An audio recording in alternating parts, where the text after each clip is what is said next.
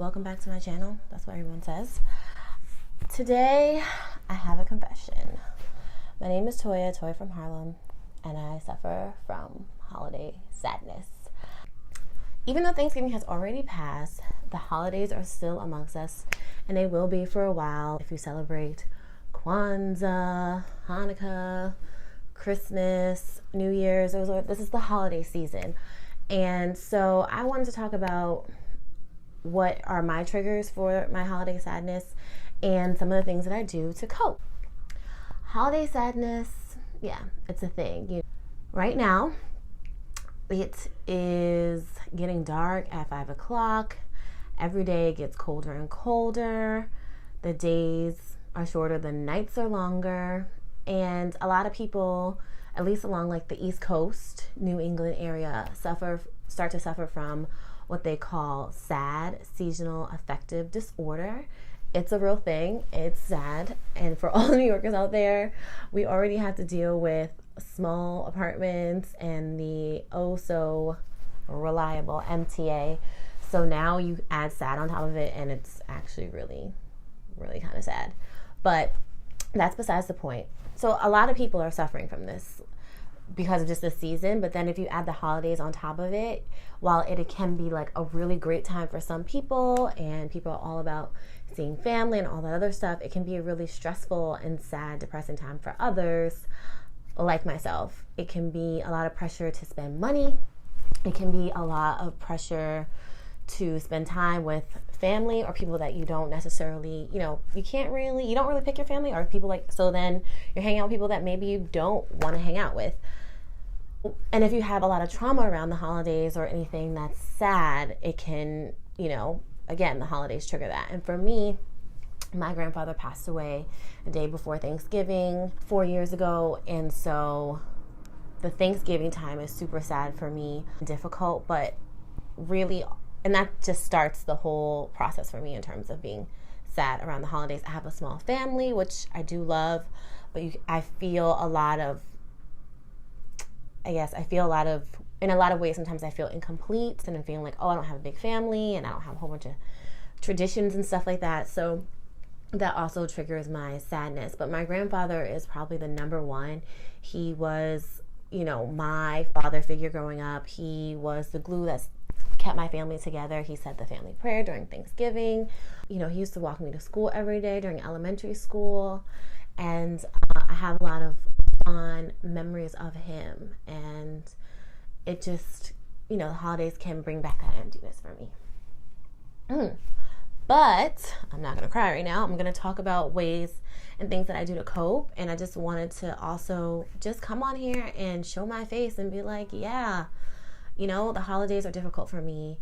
And while they are very difficult, I find ways to cope and to get through it. Not all of them work for everybody. Not all of them work for me. Every day is a struggle during this time period, but I get through it. So let's go into things that I do. So one of the things that I do is exercise, and that can be any form. I have a gym membership, but if you don't, you can work out at home. There's so many really cool YouTubers doing workouts, doing yoga. Honestly, any type of form of movement. If you like music, if you like dancing, you can do that in your room. You don't have to go to the club, or maybe going to the club is your thing. And that's how you kind of release that, that tension and that stress and that sadness.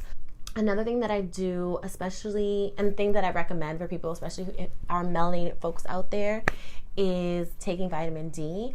I would suggest, going to your doctor, getting your blood levels checked, but vitamin D is something that a lot of brown people are deficient during the winter, just because we require more sunlight anyway for energy. So in the wintertime, when the days are shorter and the nights are longer, you're not really getting the amount of vitamin D that you need, and that affects your mood and your energy. Also my roommate let me borrow a light, and it gives you vitamin D. You can take it to your desk at work, or you can use it at home, and it's like a blue light that kind of transmits vitamin D and sun. It makes your body feel like you're getting sun.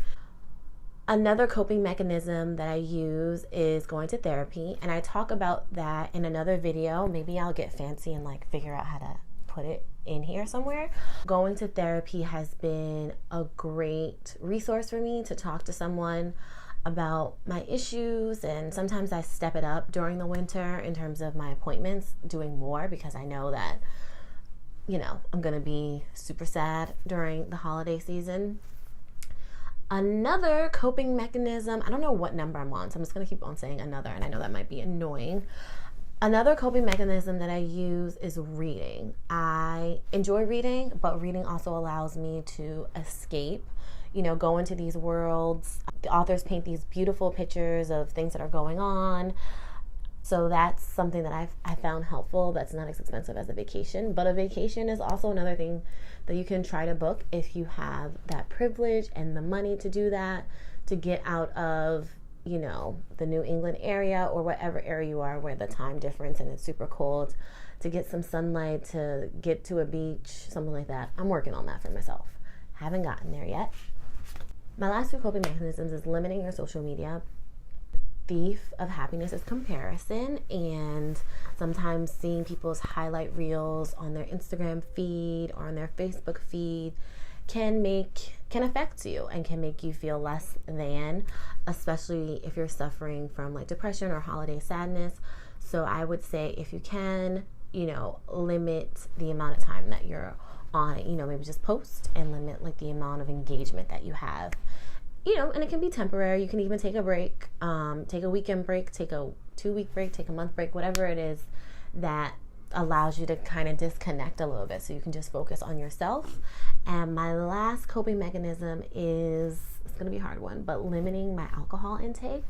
Alcohol is a depressant, and so I try my best to, not drink as much, especially when I know I'm not in a good headspace. It doesn't really help. So those are my overall coping mechanisms. I'm not a professional, but sometimes they work and sometimes they don't. I just wanted to come on here to say that, holiday sadness is a real thing. A lot of people suffer from it. A lot of people don't want to talk about it. It can be a little taboo, but it's real, and I suffer from it, and I struggle through it. I probably won't be done with it until around January, February, just knowing myself and how I've dealt with it in the past. But, please comment below. Let me know how you cope with holiday sadness. If you don't deal with holiday sadness, kudos to you. I am super kind of jealous.